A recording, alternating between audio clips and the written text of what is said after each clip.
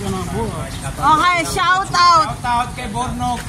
Mga pangalan. Mga kabrad namin. Bakit na? Arvin. Ano man sabi nyo sa mayor nyo? Naglilinis na siya dito ng dumi sa Cotabato City.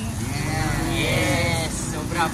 Yung mayor pala nila pinapaayos yung City Hall sa main city sa Cotabato City. Congratulations Mayor, kung ano man ang sana maayos ang inyong kumbaga taon dito sa Cotabato City, Mindanao. So shout out, ano gusto niyo sabihin sa mayor nyo? Mayor natin, si Bruce Matabalaw. Okay, sino pa gusto mag-comment sa mayor para makarating lahat to? Yan ang tunay na mayor para sa lahat.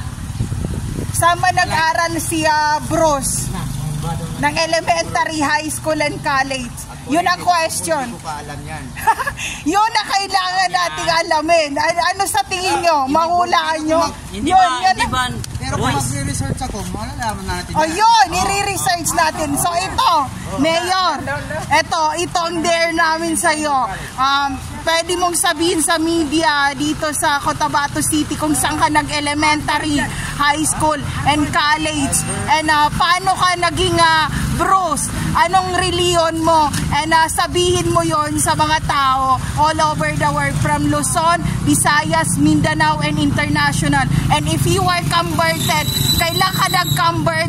Anong year yon? At kailan yung anong reliyon yon? So ayun, yun ang gustong malaman ng taga Cotabato City, Mindanao. So ano pang gusto yung sabihin sa mayor? Wala na po yan. Okay na yung masabi namin na the best.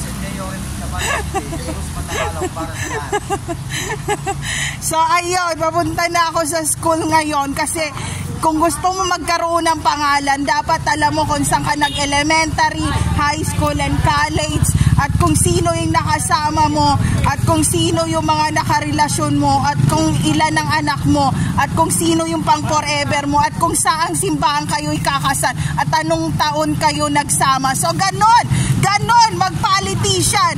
Kaya ngayon,